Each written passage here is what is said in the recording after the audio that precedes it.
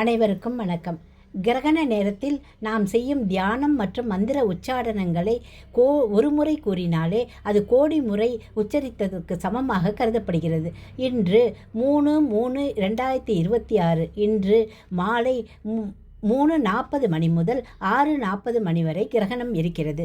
தியானம் செய்ய மாலை 4:30 மணி முதல் 5:30 மணி வரை சரியான நேரம் என தெரிவித்திருக்கிறார்கள். பூஜை செய்யும் முறை: பூஜை அறையில் தீபம் ஏற்றி நமக்கு தெரிந்த மந்திரங்களை பாராயணம் செய்யலாம்.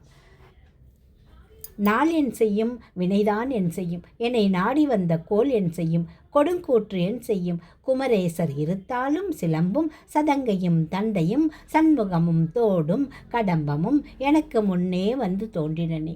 ஓம் ஸ்ரீ முருகா சரணம். ஓம் சரவணபவ. ஓம் சரவணபவ. ஓம் சரவணபவ.